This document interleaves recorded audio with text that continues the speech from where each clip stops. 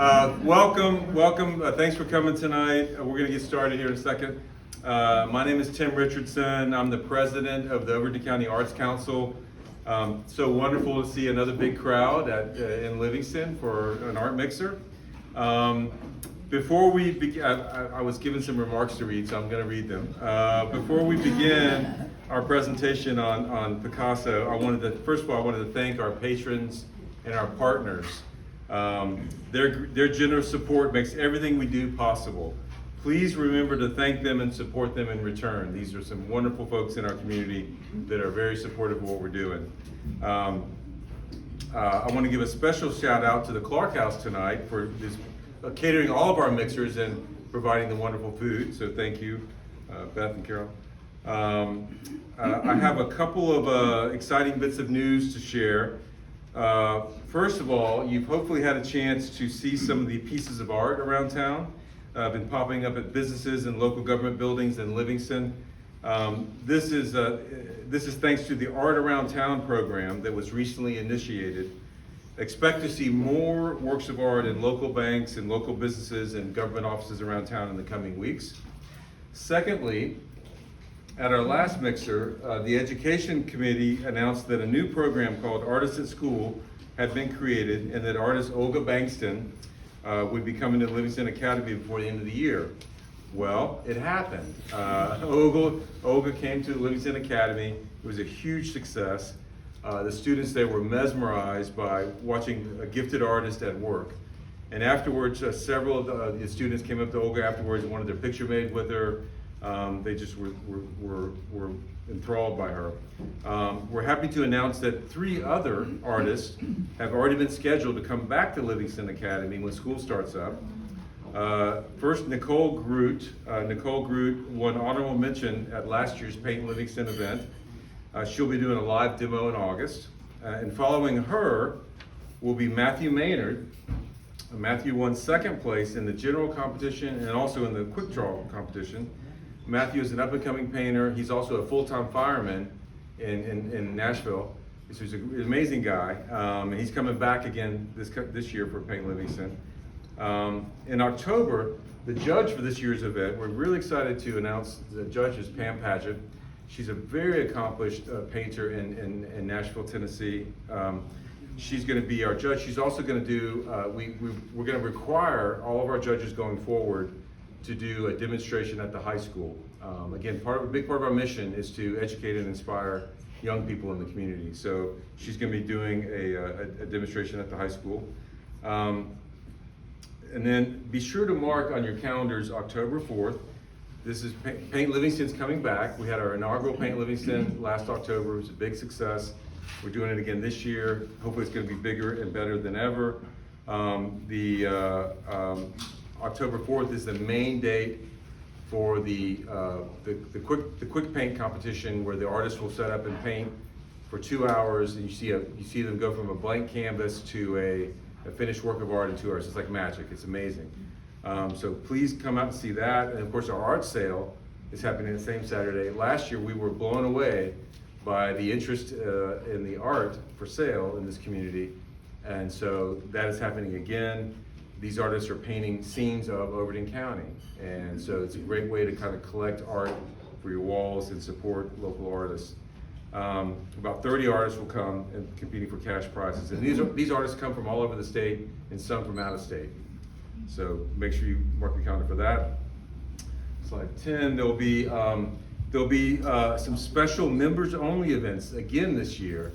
So there'll be an opening dinner with all the participating artists on Wednesday, October 1st at the Clark House, and then a special art sale and preview reception on Friday, October 3rd. These events are invitation only for members and patrons only. So if you're not already a member, please consider becoming a member. There's the QR code right here on the wall. You can hold your phone up against that QR code. It'll take you right to our member registration site. You can also go to our website anytime you want. Right there. You see Vanna White there, showing you where it is. So that's exciting. She needs skimpy clothes. Yeah, skip your clothes. No. I agree with that. Yeah. Okay, and I'm gonna ask Luke Anderson to come up and talk a little bit about our next mixer. Luke is he interviews a lot of the presenters, and he's arranged the next mixer. So go ahead, Luke. I pale in comparison to tonight's presenter, but that's okay. So, next month we're really excited because we're going to have Chad Morgan. He is an animator that lives locally. He's worked on a lot of projects with DreamWorks, and so really accomplished artist himself. But he's going to talk a little bit about animation and then also about Don Bluth. If you're not familiar, that name may ring a faint bell. He did projects like The Secret of Nim, if you remember, from the 80s, and then if you've ever seen Xanadu, he did the animated part of Xanadu, and so he's going to talk about Don Bluth and then a little bit about some of his own experiences, and so we're really excited to have him, and it'll be something a little different for us, but definitely focused on the artistic aspects of animation, so make sure you come back and see that, and we're excited about tonight. Thank you, Luke. Now it's my pleasure to introduce our interviewer and presenter for tonight's program. I imagine everybody here already knows our interviewer, Mitchell White, beloved local painter and art educator. He grew up here, he lives here still. Mitchell is on the board of the Arts Council, and he works extremely hard on all of our programs and all of our events. So we're so lucky to have Mitchell on the board and involved in everything. And then for many years, Mitchell worked with our presenter, Faye Watts, at Cookeville High School. Faye began painting while studying art in Tokyo, Japan. She later received an MFA degree from the University of Georgia. She taught art for 31 years at Cookeville High School, while also teaching as an adjunct at Cumberland University, Tennessee Tech, and Nashville State College. For the last 2 years, Faye has also judged our Libby Allen High School Art Contest here in Livingston. Please give a warm welcome to Mitchell and Faye.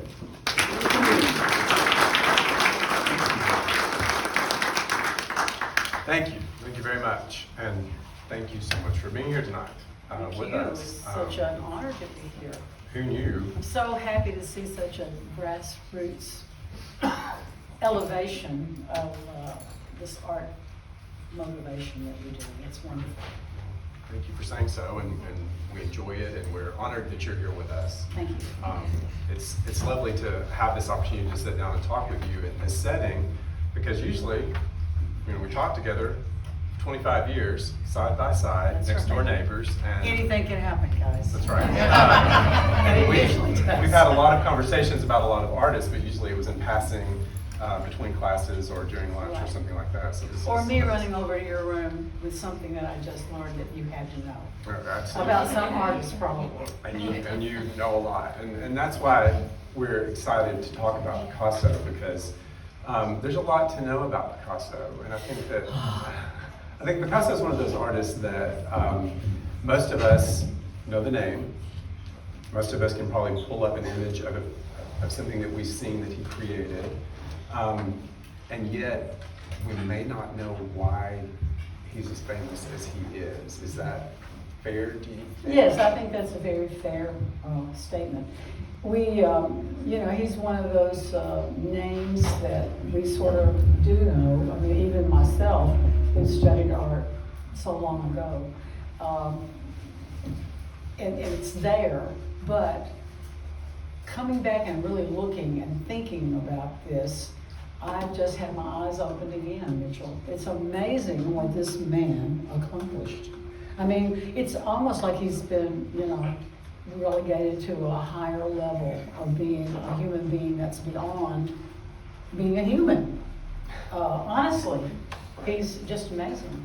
And, he made a comment that, and we never talked about this, but one of his quotes, and by the way, I want to give a shout out to Rita, wherever she is now, Vanna. Yes. You did such a great job on the Instagram stuff, and she has a presentation, a visual presentation in the back that she has put together that's great. So be sure when we're through here that you take a look at that. One of the things that, some of these simple quotes that he makes, you don't really get them until you really look at his art, and I mean delve in. You got to delve into this man. because he looks, but it's all about the brain and what he's thinking about things. It's not just visual. It is visual, he uses vision to do it. But he said, art is the lie that enables us to realize the truth. That's deep. And I think that's a beautiful statement. It is. So tell us what we need to know about his start in life. In 20 minutes. Yes, exactly. Yes. Exactly.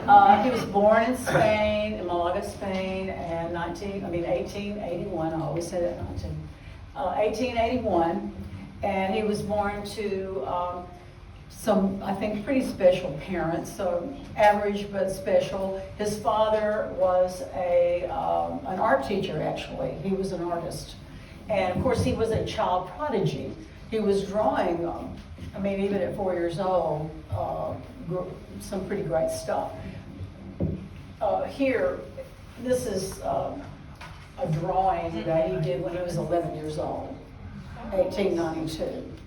See, most people think of Picasso as just, he did crazy stuff you have to look at. It doesn't make any sense, a kid could do it or whatever. Right. So I think showing you these things helps you understand a lot about Picasso. This is his mother, a portrait that he painted at about age 13 or so. And his father, he painted that portrait also about the same time. His mother, he was very close to his mother. This is a drawing that he did in his sketchbook when he was about 8 or 9. The pigeons, he studied them, he's looked at them, they're up at the top. And of course, back then they didn't just have paper like we do. And one of the people that I looked at said, the interesting thing about this, it's like you almost know what's coming next. See those lines back there in the back? That's kind of representing people and things that are going on back there. It's energy. And he already saw that at that age. So he was simplifying what he was looking at, taking Right. it down to its most sort of abstract. Visually aligned. Yes. Right. 8 years old, 15 years old. Okay, you might not have known that about Picasso. And this one he did when he was 14. His father wanted him to do it for a national contest. And he did win, by the way. And the First Communion, 1896. So, what we said earlier, we know that when we think of Picasso, we think of these images that are far from this. Oh, yeah. So far from this. Right. So now we know that he could do this. He could paint traditionally. He had obviously studied the old masters. He was in Spain, where he would see these things. So, how does he get? What happens? How does he get where we know How do he you ended up? explain an atomic bomb? Yeah, right. Well, he did this. This is his aunt. He did that when he was 15. Portraits, he could do it all. That's a Yeah. self-portrait, yeah. So, well, this was his name, by the way. It's like 23 words or something. They did a historical, relatives and saints and all this stuff. So that was his name. Next slide.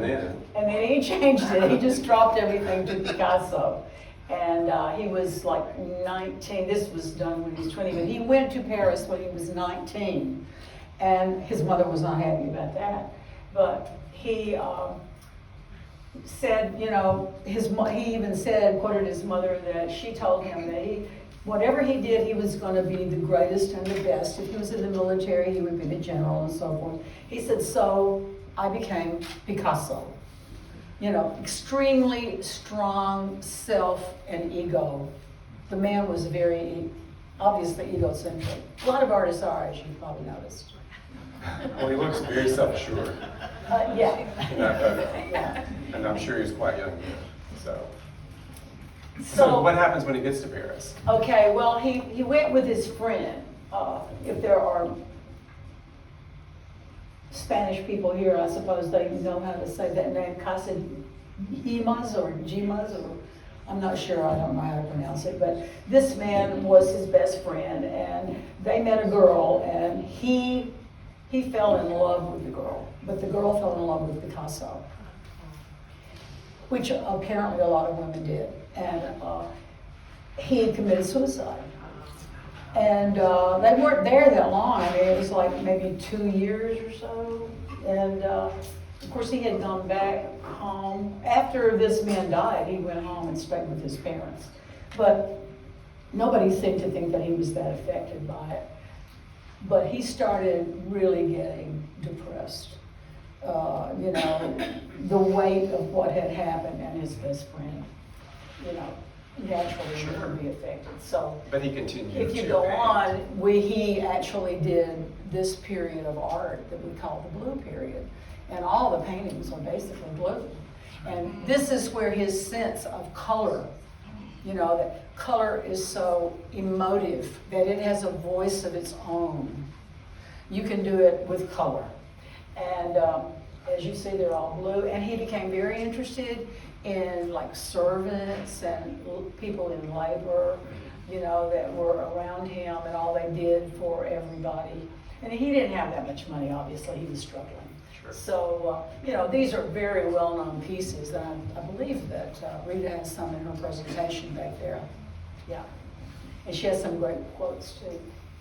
Now, after about 2 years in the blue period, he started doing what's called the rose period, which is, you know, elevated in terms of the use of color for mood, a little bit higher, better feeling. And he got real interested in circus people. And this is the rose period. Obviously, I don't have time to talk about all this stuff. We're just getting the highlights, but moving ahead here, that moved into, this is sort of the beginning of what we began to call Cubism. This woman, Gertrude Stein, and her brother were like patrons of the arts, and they had moved to Paris, and he was around them a lot. And he did this portrait of her, which I think is fabulous. And you can already begin to see in the face, can't you? How he has simplified and the beginnings of a kind of cubistic approach. And someone said to him, like, oh, you know, this doesn't look anything like her. He said, oh, but it will. It will. And guess what? It does. So, and that's the way these women, I could look at those back there that she had in those slides, and you can tell every wife, basically, from the portraits or the pictures. So he's breaking things down to there's basic simple shapes. Color is flat. Yeah, well, Right. okay, let's go to the next slide.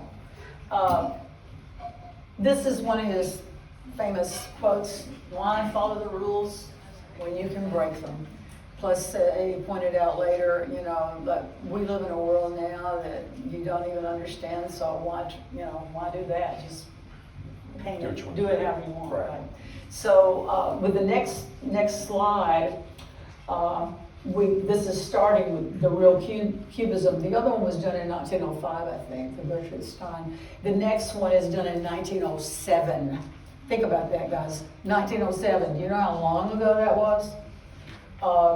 And people still don't understand it.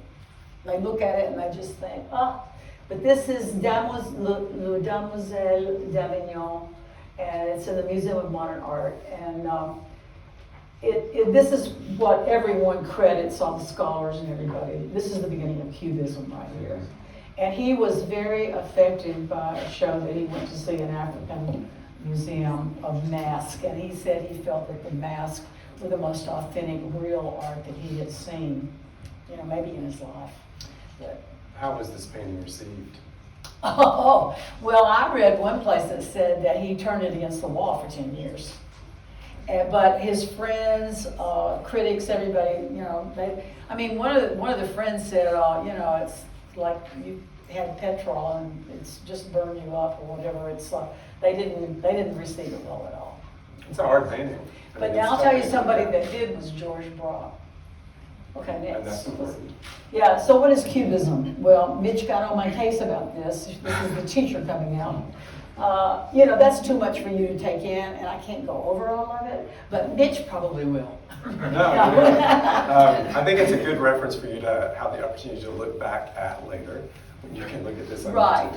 Yeah. Because this is one artist that you all have shown here that does bear lots Yes. of There's no way thought, to cover it. research, looking and thinking, because it will change the way I think that you do look at things. So he took things apart, he fragmented, he broke down, the whole perspective system, the picture plane as we knew it, which, in the Renaissance, they were trying to create a space that we thought was real and that you went into. Now, of course, in Eastern art, they didn't do that. They had a whole different type of perspective. But we were always about the, 1 point, 2 point, 3 point perspective. And also chiaroscuro, which makes things look round. But here, he reduced things to flat shapes and, forms, like basic forms, the cube and so forth.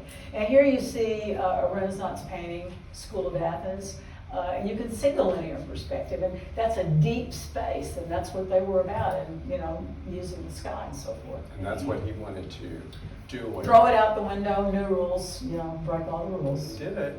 Yeah. Well, here's the chiaroscuro. Yeah, this is a Leonardo da Vinci painting, Virgin of the Rocks, I think. Mm-hmm. And this is showing you what chiaroscuro is about. You had one light source, basically. Well, think about it. They had candles then, right? So you have this light source, and as everything moves away, it gets darker, and that shows form. So you got to remember, it's all flat. None of it's real. It's all, visually titillating our minds to see it that way. And then the classical portraits that had been done for about 300 years or so. This is an Ang. This is the type of thing the woman would sit in the chair, stand by it, whatever, sergeant, and so forth. And we love these, don't we? We love them because they're immediate. We like the fact that they are so talented. Oh my God, his skill. And this man is skillful, you gotta admit. He's amazing. And so is Sargent, that he puts a lot of emotion and movement and so forth. So, this is what we've been seeing. Well, let's move to Picasso. And this happened 1908, around that period. Now, squint your eyes. I don't have time to go into these, but squint your eyes at this portrait of a man over there. Look how real it starts to become. Can you see it? Yeah. And of course now, this was really born out of a couple of artists that had been around before. Sure. Cezanne, Cezanne. He broke things down, flattened the picture plane, and okay, let's look at the next one. Now these are some videos that I put in. About caused Mitch to have a heart attack. They're just little trailers, and you can look at them later, maybe we'll look at one or two at the end. They're only like 40 seconds or something. But this one, Beauty and the Beast, is a presentation, a series that the BBC did fairly recently, and I think I couldn't get it anywhere. It's on some kind of channel or whatever, But worth checking out. Definitely, I want to watch it, and I think you'll want to. It's quite elaborate, and we know so much more about Picasso now than we did like when I went through college, or maybe more when you went through, and so forth. So yeah. There we go. There we go. Okay, well, this one, collage, a lot of people don't really realize. Haven't you done a collage?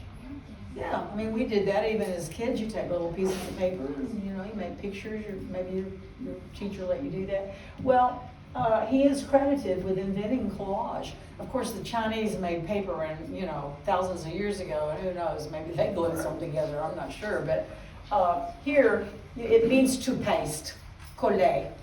And these were put in he used these things in his paintings. And back when early days of my art career, I remember reading a lot of stuff with David Duncan, who was his, do you know who he is? David Duncan was a photographer, and he followed Picasso around for several years. And he told a story, and I don't think I told you this. One day, Picasso said, I need to go over to this other house. He had a lot of houses. He was like Hokusai. Hokusai, had He kept moving from one place to another. But Picasso would just fill up the house and leave it. And so he went over there, he said they walked all around, and he walked over on the floor and there was a cigarette package. And he picked it up and he says, oh, just what I needed.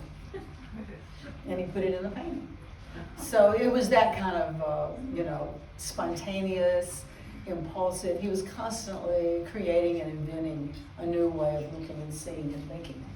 I can't talk about him without talking about this painting. So this is a painting that was done in the 1930s. We're in 37. 37. So tell us about it. Well, there in Spain, a little town had been bombed. Franco was the leader, right? And I don't remember all the connections. Some of you are historians. You probably know exactly what happened with his connections. It was, of course, before World War II, and they were building up to that. And in fact, this painting, it did show, I believe, at the Paris, like the thing that they had there, the World's Fair or something like that, for a while, and then it was never seen again until it was moved to the Museum of Modern Art, in New York for all the time. But anyway, he did the painting as a response to the horror of this bombing. I mean, these were just civilians. And, they're just walking around living their life, and then wham, just dropped all these bombs on these people. And then when you see the painting, I'm sure you all seen it before. This is 11 and a half feet tall and 25 feet long. It's huge. And when you look at it, you are immersed. You feel as though you're in it. And of course, that's what he wanted. That's why it's big. Now, this painting, I mean, there are scholars and people who have written books about this painting. That's how important it is. And probably no other war type, subject matter is compared to it.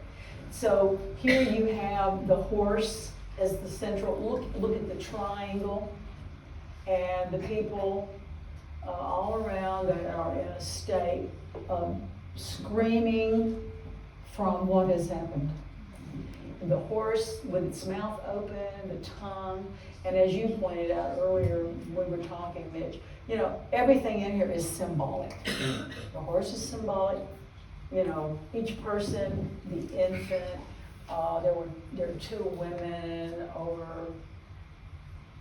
I thought there were two women on this side. Oh, there are. Yeah, I guess those two women, right. And then the one that's coming in with the light. And then there's been so much written about the light at the top, but that, it's got that incandescent bulb as well as like a sun.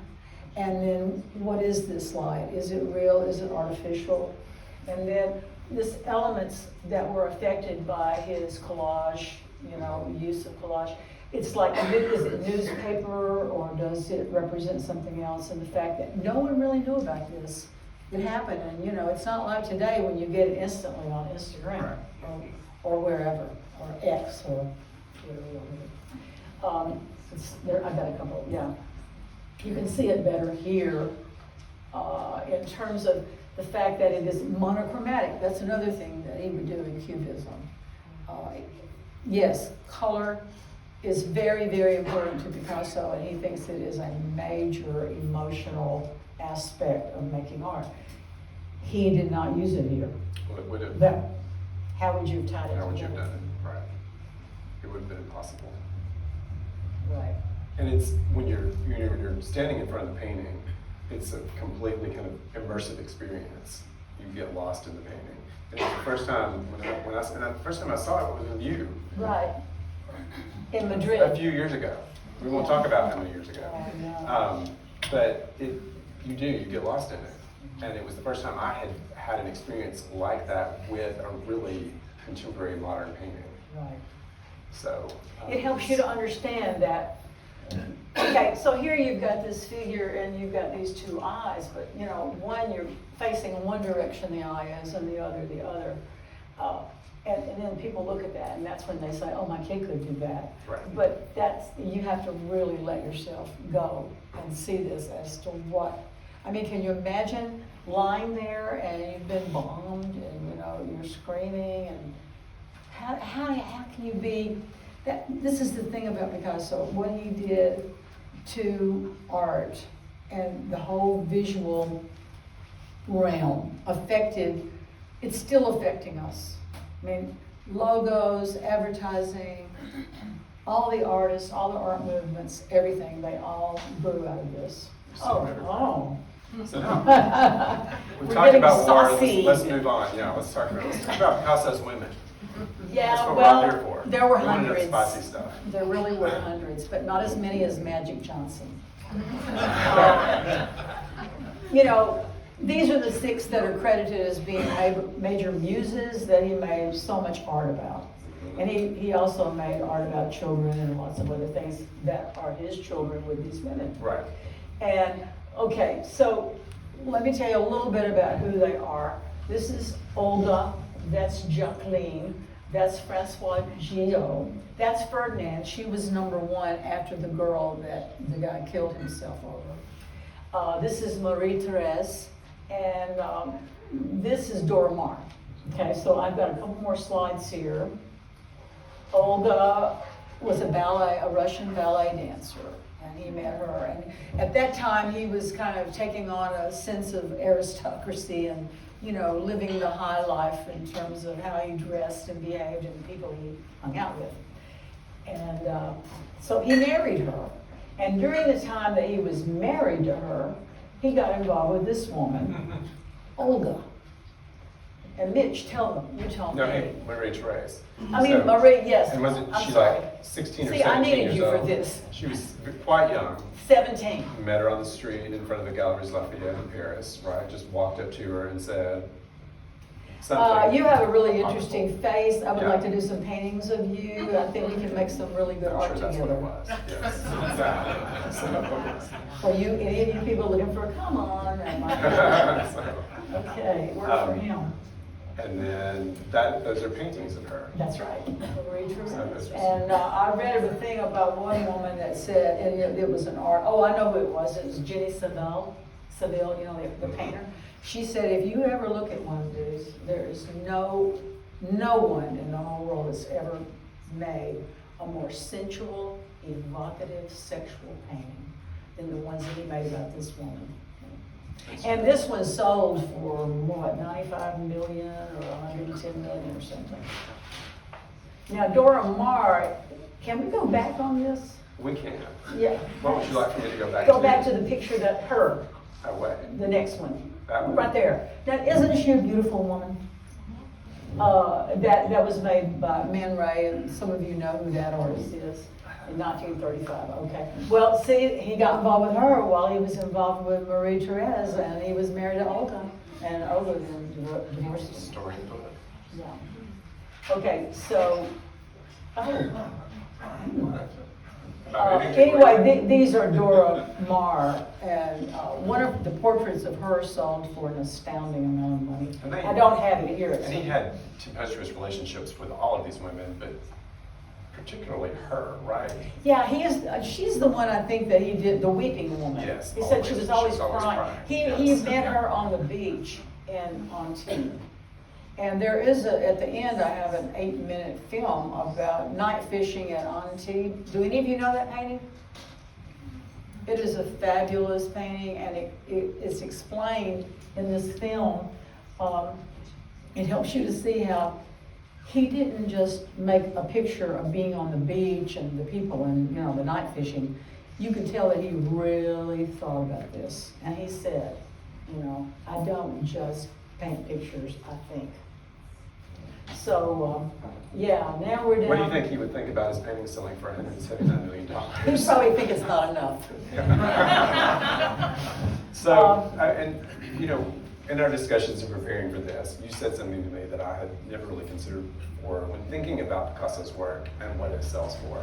And so this painting that we'll look at in just a minute sold for $179 million, which is this painting, Women of Algiers. And So- that was in what, 12? That was about 10. 2012, Yeah, 2010, 12, somewhere 13 years around ago. there. It was the highest amount ever, you know, paid for a painting at that time? So, the person who bought this painting, investor, whatever, tell them what you told Well, me. they're not buying the painting necessarily how it looks, although that would be a good reason, I think.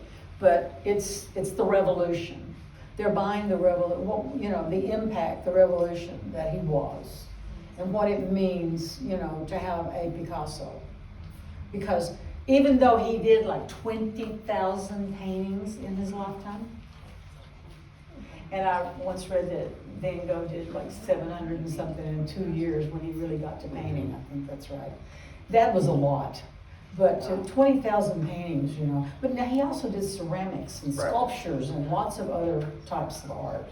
So yeah, you're a ceramics teacher. You know about his ceramics, probably how he decorated them. They had a big exhibit of his work at Mount Haven in Gallatin. Really? Original Picasso Oh, wow. ceramics. That would have It been was fun to awesome. see. Yeah. Well, speaking of exhibits. Oh, speaking of exhibits, in Perfect 1980, segue. the Museum of Modern Art had a retrospective. Did any of you get to see that? It was the biggest retrospective of his work. He had died in 73. He was 92 years old, and I remember as an art student thinking, I have chosen the right thing to do because I can keep doing this until I'm 92. And there is truth to that. Look at de Kooning. His daughter kept him painting, and he didn't know what he was doing. Just give him the brushing. But it was muscle memory, he could do it. And this was the announcement of that, and I saw that show, and I'm just going to tell you, I was blown away. I had lived in Japan. The first Picasso I ever saw was in Japan. And and I had also been over to Italy and so forth, and I'd seen other Picassos, but to have them all together Sure. in that whole space, it was amazing. But now, some of the places that he worked are turned into museums for him. Right. He has several.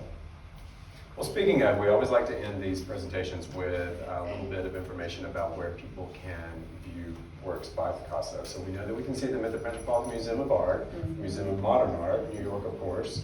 Any other places that you can think of Here, off the top of your head? well, DC? About every museum, if you think about it, wants to have a Picasso or two. They almost always do. Mm-hmm. I think the Frick probably has It some. legitimizes them. The Pardon? museum, it legitimizes the collection. Oh, yeah. How do you leave him out? You can't. No. Right. Although you did in this room. We do. we can leave him out. Yeah. No one else can. And I hope that you will rectify that. All right. Since I am becoming the Picasso spokesperson here tonight. Well, Faye, thank you so much for being here. Thank you for sharing your knowledge of Picasso and your love of Picasso. I'm a little Makes me want obsessive to as go well. out and do some research myself and learn a little more about it. So thank you so much. We really appreciate your Well, time. thank you, Mitch. I really appreciate it. I appreciate Rita and Tim and everyone that has made this possible. Thank you. Thank you. Let's give a round of applause.